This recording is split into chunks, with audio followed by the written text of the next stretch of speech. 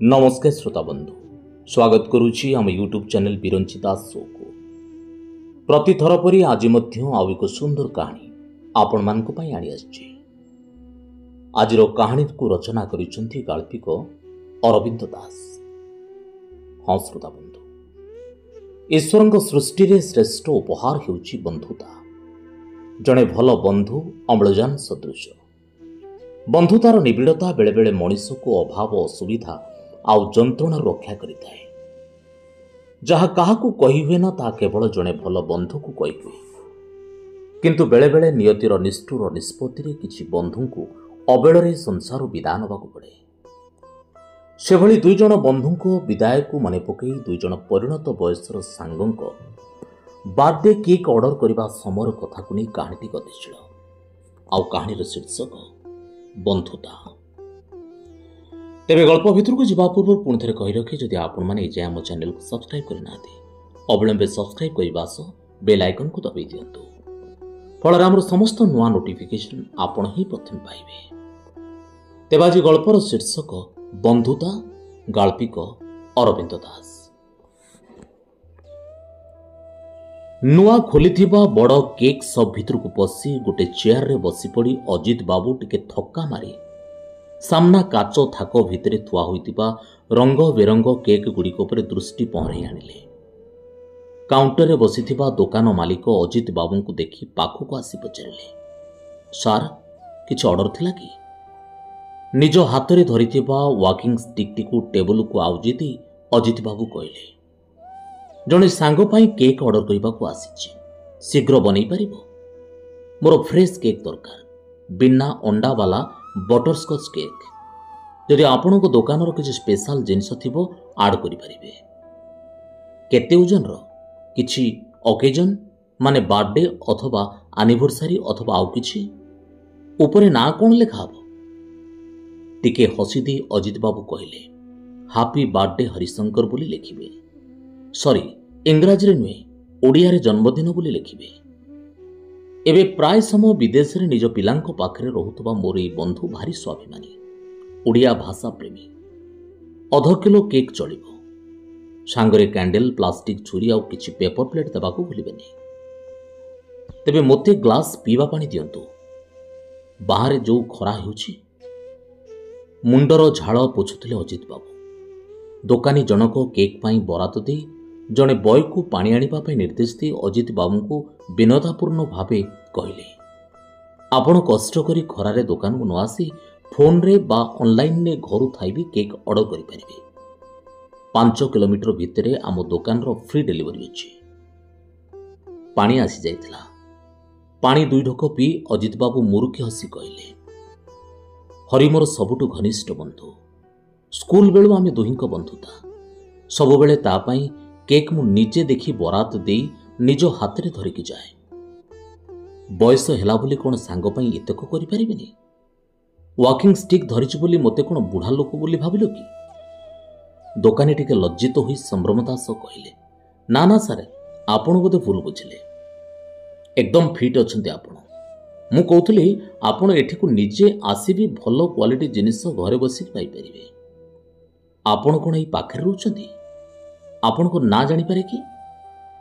दोकानी को कांध थापुड़ी दे अजित बाबू कहले, मो ना अजित महांती। तुम दोकान ना शुणी प्रथम थर पई आछि। तमे मो पुआ बयस रब।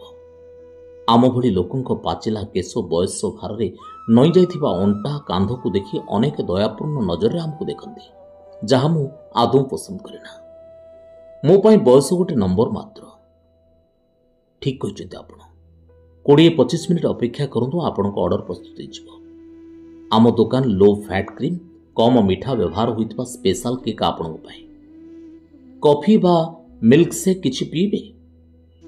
हाथ घंटा को चाहे अजित बाबू कहले, ना धन्यवाद, मु टिके वॉशरूम व्यवहार करि परिबे। तांको वॉशरूम देखै देई दोकानी काउंटर को चली गले। एही समय अन्य जने वयस्क लोक दुकान को आसे दोकानी को पछारिले, गोटे बर्थडे केक अंडा वाला black forest cake with fresh cream, 1/2 kilo ओजन रो। दोकानी से भद्र व्यक्ति को मुह को चाहिए पचारा, केक उपरे कहा ना लिखा हबो? आई मीन बर्थडे जहांकर? ଅଜିତ ମହାନ୍ତି। ସରି, କେକ୍ ଉପରେ ଓଡ଼ିଆରେ ଲେଖିବେ। ଜନ୍ମଦିନର ସୁମନାସ ପ୍ରାଣପ୍ରିୟ ବନ୍ଧୁ ଅଜିତ ପ୍ରସାଦ। ଚମକି ପଡ଼ି ଦୋକାନୀ ପ୍ରଶ୍ନ କଲା, ଓଡ଼ିଆରେ? କିନ୍ତୁ କେକ୍ ଉପରେ ତ ସମସ୍ତେ। ଚଟକିନା ଉତ୍ତର ଆସିଲା, କ'ଣ ଇଂରାଜୀରେ ହାପି ବାର୍ଥଡେ ଲେଖନ୍ତି, ଏଇଆ ତ? ହେଲେ ବାପା, ମୋତେ ଗୋଟେ କଥା କୁହ, କେକ୍ ଉପରେ ଓଡ଼ିଆରେ ଜନ୍ମଦିନର ବାର୍ତ୍ତା ଲେଖିଲେ କ'ଣ କେକ୍ ମାରା ହେଇଯିବ? ଅନ୍ୟକୁ ଅନୁସରଣ ନ କରି ଆମେ ନୂଆ କିଛି ଚିନ୍ତା କରିବା ଉଚିତ ନୁହେଁ କି? ଆମେ ଟ୍ରେଣ୍ଡ ସେଟର ହେବା। ଆପଣଙ୍କ ଦୋକାନରେ କାମ କରୁଥିବା ପିଲାଙ୍କୁ ଓଡ଼ିଆ ଆସେ ତ? ଆଜିକାଲି ଅଧେ ଓଡ଼ିଆଙ୍କୁ ତ ଓଡ଼ିଆ ପଢ଼ି ଲେଖି ଆସୁନି। ଦେଖୁ ଶୁଣି କହୁଛନ୍ତି ଯାହା। ଓଡ଼ିଆ ଶିକ୍ଷକ ଥିଲି ମୁଁ, ରିଟାୟାର୍ଡ କଲିଣି କେବେଠୁ। ହେଲେ ଓଡ଼ିଆ ଭାଷା ପାଇଁ ଶ୍ରଦ୍ଧା ସମ୍ମାନ ହୃଦୟରେ ସବୁବେଳେ ଅଛି। ଛାଡ଼ନ୍ତୁ ସେ କଥା, ମୋ ସାଙ୍ଗ ନାଁ ଓଡ଼ିଆରେ ହିଁ ଲେଖିବେ। ହସି ଦେଇ ଦୋକାନୀ କହିଲେ, ଚମତ୍କାର କଥାଟିଏ କହିଲେ ଆଜ୍ଞା। ଆଗକୁ ମୁଁ ବି ଚେଷ୍ଟା କରିବି କେକ୍ ଉପରେ ଓଡ଼ିଆରେ ନାଶ ଜନ୍ମଦିନର ସୁମନାସ ବୋଲି ଲେଖିବାକୁ। ଆପଣଙ୍କ ନାଁଟା ଜାଣିପାରେ କି? ପକେଟରୁ ଟଙ୍କା ବାହାର କରୁ ସେ ଉତ୍ତର ଦେଲେ, ମୋ ନାଁ ହରିଦାସ। ମୋ ସାଙ୍ଗ ପାଇଁ ସୁଆଦିଆ କେକ୍ଟେ ଦେବେ। ବ୍ଲାକ୍ ଫରେଷ୍ଟ ତା ପ୍ରିୟ କେକ୍। ନାଁଟା ଶୁଣି ଦୋକାନୀ ଟିକେ ସମୟ ତାଙ୍କ ମୁହଁକୁ ଅନେଇଲା ଆଉ କହିଲା, ଏଇ କିଛି ସମୟ ଆଗରୁ ଅଜିତ ବାବୁ ବୋଲି ଜଣେ ଗରାଖ ବାର୍ଥଡେ କେକ୍ ଅର୍ଡର ଦେଇ ତା ଉପରେ ଓଡ଼ିଆରେ ହରିଶଙ୍କର ନାଁ ଲେଖିବାକୁ କହିଥିଲେ। ଆଉ ଏଇନା ଏଇ ସମୟରେ ପଛପଟୁ ଖୁବ୍ ଜୋରରେ ହସ ହସ ସ୍ୱରରେ ଶୁଭିଲା, ହରି ତୁ ଏଇଠି? ତୁ ବି କ'ଣ? ଏତେ ଦିନ ପରେ ଆମ ଦୁହିଁଙ୍କ ଦେଖା ଏଇ କେକ୍ ଦୋକାନରେ ହେବାର ବୋଧେ ଭଗବାନଙ୍କ ବରାଦ। ମୁଁ ଏଗଲେସ୍ ବଟରସ୍କଚ୍ କେକ୍ ବରାଦ ଦେଇଛି। ହରିହର ବାବୁ ବୁଲି ପଡ଼ି ଦେଖିଲେ ପଛପଟେ ଅଜିତ ବାବୁ ଠିଆ ହୋଇ ହସୁଛନ୍ତି। ଦୁଇ ବନ୍ଧୁ ପରସ୍ପରକୁ କୁଣ୍ଢେଇ ପକାଇଲେ ଆଉ ପାଖରେ ପଡ଼ିଥିବା ଗୋଟେ ଟେବୁଲ ପାଖ ଚେୟାରରେ ବସିଗଲେ। ପରସ୍ପର ମୁହଁକୁ ଅନେଇ ଦୁହେଁ ପୁଣି ହସିଲେ। ହରିହର ବାବୁ କହିଲେ, ଆଉ ମୁଁ ଅର୍ଡର କରିଛି ବ୍ଲାକ୍ ଫରେଷ୍ଟ କେକ୍, ଠିକ୍ ଅଛି ନା? ଦୋକାନୀ ପାଖକୁ ଆସି କହିଲା, କେକ୍ ଡେଲିଭରି ପାଇଁ ଆଉ କିଛି ସମୟ ଲାଗିବ। ଏଇପଟେ ଥିବା ଫ୍ୟାମିଲି କ୍ୟାବିନରେ ଦୁହେଁ ଆରାମରେ ବସନ୍ତୁ। ମୋ ଦୋକାନର ଆହା ଭାଗ୍ୟ, ଦୁଇ ବନ୍ଧୁଙ୍କ ଦେଖା ଏଇଠି ହେଲା। ଆଜି ପୁଣି ବନ୍ଧୁତା ଦିବସ। ତେବେ ଗୋଟେ କଥା ଜାଣି ଆଶ୍ଚର୍ଯ୍ୟ ଲାଗୁଛି ଯେ ଆପଣ ଦୁହିଁଙ୍କ ଜନ୍ମଦିନ ଆଜି ଏକା ଦିନରେ। ଅମୃତ ସଂଯୋଗ ସତରେ। ଅଜିତ ବାବୁ ଓ ହରିବାବୁ ଦୁହେଁ ଦୁହିଁଙ୍କୁ ଚାହିଁଥିଲେ। ଦୀର୍ଘ ନିଶ୍ୱାସ ଛାଡ଼ି ଅଜିତ ବାବୁ କହିଲେ, ସତ କହିବାକୁ ଗଲେ ଆଜି ଆମ ଦୁହିଁଙ୍କର କାହାର ବି ଜନ୍ମଦିନ ନୁହେଁ। ଅସଲରେ ହରି ନିଜ ପିଲାଙ୍କ ପାଖରେ ବିଦେଶରେ ରହୁଥିବାରୁ ଆମେ ଦୁହେଁ ଏକାଠି ନିଜ ଜନ୍ମଦିନ ମନେଇ ପାରୁନା।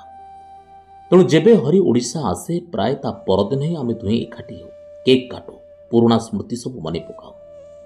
ବନ୍ଧୁ ପାଖରେ ଥିଲେ ସ୍ମୃତି ସବୁ ଆପଣା ଛାଏଁ ଆଖି ଆଗକୁ ଚାଲି ଆସେ। ହରିବାବୁ କହିଲେ, ବୟସ ହୋଇଗଲା ପରେ ନିଜ ଅଜାଣତରେ ଏକ ଭୟ ଓ ଆଶଙ୍କା ସବୁବେଳେ ନିଜ ମନକୁ ଆବରି ବସେ। ରାତିରେ ଶୋଇଲା ବେଳେ ଆମ ଭଳି ବୟସ୍କ ମଣିଷମାନେ ଆସନ୍ତାକାଲିକୁ ମୁଁ ବଞ୍ଚିଥିବି ତ? ସେଥିପାଇଁ ଯେତେବେଳେ ମଣିଷ ବଞ୍ଚିଛି ସେହି ସମୟ ହସ ଖୁସିରେ କଟିବା ଉଚିତ। ଆସନ୍ତାକାଲିକୁ କି ଭରସା? କାଲ ହୋ ନା ହୋ। ସେଥିପାଇଁ ବନ୍ଧୁ ପରିବାର ସହ ପ୍ରତିଦିନ ଆଜି ହିଁ ପାର୍ଟି କର। ଆଚ୍ଛା, ତୁମେ ତ ଆଜିକାଲିକା ପିଲା, ଆଜି ବନ୍ଧୁତା ଦିବସରେ ନିଶ୍ଚୟ ସାଙ୍ଗଙ୍କ ସହ ପାର୍ଟି କରିବା ପ୍ଲାନ୍ ରଖିଥିବ। ଦୋକାନୀ ମୁହଁଟା ଶୁଖିଗଲା। ବିକଳ ବିକଳ ଦିଶୁଥିଲା ତାଙ୍କ ମୁହଁ। ଓଦା ଓଦା କଣ୍ଠରେ ସେ କହିଲା, ଏଇ 2 ବର୍ଷ ଭିତରେ କରୋନାରେ ମୋର 3 ଜଣ ଅତି ଘନିଷ୍ଠ ବନ୍ଧୁଙ୍କୁ ମୁଁ ହରାଇଛି। ସବୁଦିନ ଆମେ 4 ଜଣ ଏକାଠି ହୋଇ ଗପୁଥିଲୁ, ବୁଲୁଥିଲୁ। ଏବେ ମୁଁ ବୁଲିବା ପ୍ରାୟତଃ ଛାଡ଼ି ଦେଇଛି। ନିବିଡ଼ ବନ୍ଧୁଙ୍କ ଶୂନ୍ୟସ୍ଥାନ କ'ଣ କେହି ପୂରଣ କରିପାରେ? ସେଥିପାଇଁ ମୁଁ ବନ୍ଧୁତା ଦିବସ ବା ଫ୍ରେଣ୍ଡସିପ୍ ଡେ ପାଳନ କରୁନି।